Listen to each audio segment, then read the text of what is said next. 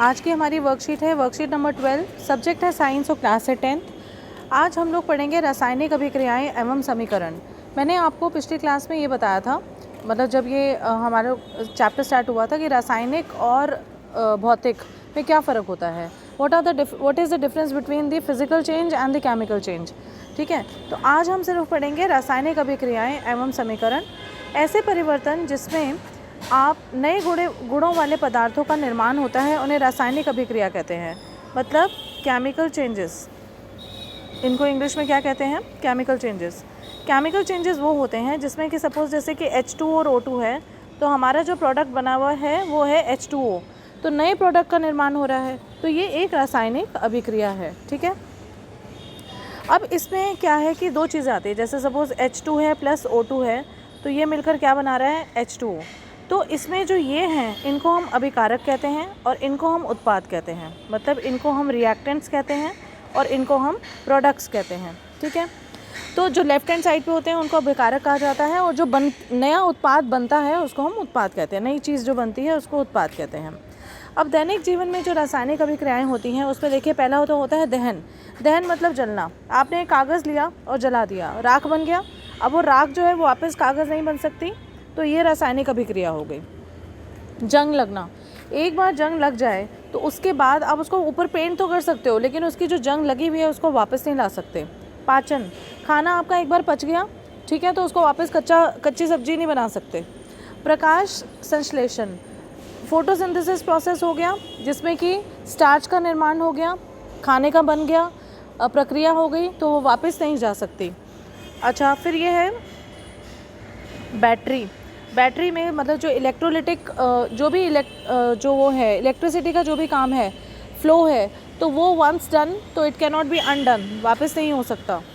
फिर है किण्वन। किण्वन बेटा उसको कहते हैं फर्मेंटेशन को।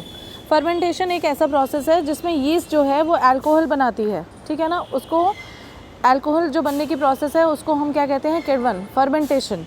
तो वो एक बार डन हो गया तो वो वापस नहीं आ सकता। धुलाई, आपने धुलाई कर ली तो ऑब्वियसली उसको कैसे वापस ला सकते हो? इट्स डन तो डन। फिर इसी तरह बेकिंग कर ली, आपने केक बना दिया, अब केक का वापस मैदा तो नहीं बना सकते ना, जैसे रोटी बना दी तो रोटी के वापस का आटा तो नहीं बनाया जा सकता। तो ये सारी जो प्रोसेसेस हैं बेटा, ये रासायनिक अभिक्रियाएं हैं। अगर हम रासायनिक अभिक्रिया को देखें तो इसमें अवस्था में परिवर्तन आ जाता है, मतलब चेंज आ जाता है। रंग में परिवर्तन आ जाता है, जैसे जंग लग गया तो वो भूरे रंग का हो गया। ठीक है, फिर है तापमान में भी परिवर्तन आ जाता है। भाई अब खाने का पाचन हुआ तो खाना पेट के अंदर गरम गरम सा होता है, लेकिन जब हम खाते हैं, मतलब जो तापमान है, टेम्परेचर है, वो उनका डिफरेंस होता ही होता है। पेट में जाके डिफरेंस अलग होगा टेम्परेचर का, और जब हम खा रहे हैं तब अलग होगा। फिर है गैस का उत्सर्जन। कोई भी केमिकल रिएक्शन होता है तो कई बार गैस निकलती है, जैसे कि सपोज़ कोई भी धातु जो है वो अगर किसी भी अम्ल के साथ रिएक्ट करती है तो फिर हमारे पास क्या होता है? एक बन जाता है सॉल्ट और एक गैस निकलती है। ठीक है, तो केमिकल रिएक्शंस ऐसे भी होते हैं बहुत सारे जिसमें कि गैसेस का उत्सर्जन होता है। ठीक है, फिर है कि रासायनिक परिवर्तन को हम प्रदर्शित कैसे करेंगे। सपोज़ हमारे पास ये है मैग्नीशियम प्लस ऑक्सीजन। हमारे पास एक रिएक्शन है मैग्नीशियम प्लस ऑक्सीजन। मैग्नीशियम को ऑक्सीजन से मिलाएंगे तो मैग्नीशियम ऑक्साइड बनेगा, सबको पता है। ठीक है, अब ये है कि इसमें अभिकारक कौन सा है? जो लेफ़्ट हैंड साइड वाला है। ठीक है, ये मैंने आपको पहले ही बता दिया। और जो ये बना है हमारे पास प्रोडक्ट, वो हमारा उत्पाद होता है या उसको प्रोडक्ट कहते हैं। अब है रासायनिक समीकरण।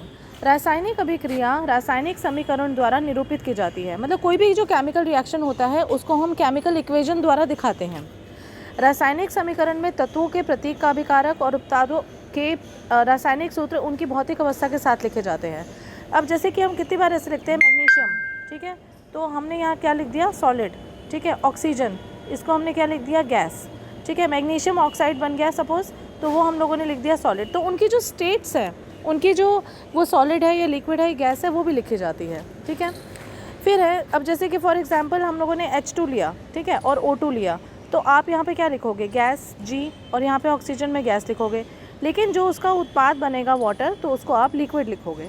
ठीक है, फिर है रासायनिक अभिक्रिया में आवश्यक परिस्थितियों, जैसे कि ताप हो गया, दाब हो गया, उत्प्रेरक आदि को तीर के निशान के ऊपर या नीचे दिखाया जाता है। हाँ, अब जैसे कई बार कई ऐसे रिएक्शंस होते हैं जैसे कि गैस निकलती है तो उसको हम ऐसे दिखाते हैं कि ये निकल रही है, ठीक है। तो उनके अलग अलग साइंस होते हैं। अच्छा, अगर टेम्परेचर हमने दिखाना है तो उसको हम ऐसे डेल्टा से दिखाते हैं, ठीक। तो ये जैसे जैसे हम रिएक्शंस करेंगे वो हम आपको साथ में बताएंगे। फिर है मैग्नीशियम वायु में उस जलकर मैग्नीशियम ऑक्साइड बनता है, इसका हमने उदाहरण दिया है, जैसे वो मैंने आपको पहले ही बता दिया। तो क्वेश्चन आंसर्स करेंगे। हम कैसे कह सकते हैं कि किसी परिवर्तन में रासायनिक अभिक्रिया हुई है नहीं। कोई भी परिवर्तन जब होता है उसमें जो रासायनिक प्रक्रिया होती है उसमें ये 4 चीज़ें आती हैं। तो हम क्या कहेंगे, अगर इन अवस्थाओं में परिवर्तन है तो रासायनिक अभिक्रिया हुई है, नहीं तो नहीं हुई।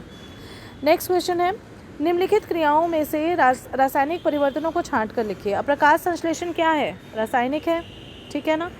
पानी का उबलना क्या है, रासायनिक है या फिजिकल है, रासायनिक है, ठीक है। लेकिन वैसे अगर एक बात बताओ, अगर उसके अंदर आप वापस प्लेट रख दो तो अगर हमें पानी वापस मिल जाए तो फिर वो भौतिक है, ठीक है ना। जैसे आप लोग हम लोग क्या करते हैं, पानी को उबालते हैं, ठीक। अब जब पानी ठंडा हो जाता है उसके ऊपर प्लेट रखते हैं तो वो पानी हम लोगों को वापस भी तो मिलता है ना। मतलब एक तरफ तो इवेपोरेशन हो रही है और एक तरफ कंडेंसेशन हो रही है, मतलब एक तरफ वाष्पीकरण हो रहा है और दूसरी तरफ संघनन हो रहा है। जब संघनन साथ में हो जाए तो उसको क्या कहेंगे, भौतिक कहेंगे। लेकिन अगर पानी उबल के स्टीम बनकर हवा में उड़ गया है तो उसको हम क्या कहेंगे, रासायनिक परिवर्तन कहेंगे। फिर है कागज़ को फाड़ना। देखो भाई, कागज़ को फाड़ना जो है वो कागज़ को जो फाड़ना है वो है भौतिक परिवर्तन। वो क्यों भौतिक परिवर्तन है, क्योंकि कागज़ को आप जोड़ भी सकते हो। दूध से दही बनाना, एक बार आपने दूध से दही बना दिया तो दही से वापस दूध तो नहीं बन सकता, तो ये भी एक रासायनिक परिवर्तन है, ठीक है। फिर दी गई रासायनिक अभिक्रियाओं के अभिकारक एवं उत्पाद लिखिए। तो अब जैसे आपके पास है कैल्शियम कार्बोनेट CaCO3, इसको आप करेंगे तो क्या बन जाएगा हमारा, calcium oxide plus carbon dioxide, तो ये हो गया इसका, ठीक है। दूसरा है मीथेन। मीथेन का फॉर्मूला होता है CH4, उसमें आप ऑक्सीजन डालेंगे तो क्या बनेगा, कार्बन डाइऑक्साइड प्लस वाटर। तो ये आपके दोनों रिएक्शंस हो गए, आंसर नंबर 3। नेक्स्ट है उदाहरण दीजिए, रासायनिक अभिक्रिया जिसमें गैस उत्सर्जित होती है।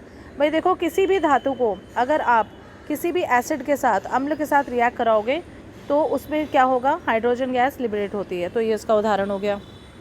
दूसरा है रासायनिक अभिक्रिया जिसमें किसी पदार्थ के रंग में परिवर्तन होता है, तो ये आ जाएगा जंग लगना। जब जंग लगता है तो उसके रंग में परिवर्तन हो जाता है, ठीक है। तीसरा है रासायनिक अभिक्रिया जिसमें तापमान में परिवर्तन होता है। देखो भाई, जब तुम कैल्शियम कार्बोनेट को भी जलाते हो ना, मतलब सॉरी वो हीट करते हो, तो ये जो कैल्शियम ऑक्साइड बनता है और कार्बन डाइऑक्साइड बनता है, तो इसमें भी टेम्परेचर का चेंज होता है, ठीक है। तो ये वाला आ जाएगा, कोई भी लिख सकते हो तुम एग्जाम्पल। नेक्स्ट है अंजलि की मम्मी गर्मी में गूंथा आटा फ्रिज के बाहर रखना भूल गई, ठीक है। सुबह देखने में आटे में कुछ परिवर्तन दिखाई दिया, यह परिवर्तन भौतिक है या रासायनिक। देखो भाई, स्टार्टिंग में अगर आपने आटा रखा, ठीक है, वो भौतिक परिवर्तन तो है, लेकिन जब वो आटा खमीर में बदल गया तो लेकिन उस वापस आटे के स्टेट में नहीं जा सकता, तो बेसिकली ये क्या होगा, रासायनिक परिवर्तन। तो आंसर नंबर 5 हो जाएगा रासायनिक परिवर्तन, या फिर इंग्लिश में हम उसे कहेंगे केमिकल चेंज, ठीक है। आई होप आपको क्लास समझ आई होगी। फिर भी कोई डिफ़िकल्टी हो, कोई प्रॉब्लम हो, ऑलवेज देयर, लाइक शेयर और सब्सक्राइब करना ना भूलेगा। And stay home, stay safe, bye bye.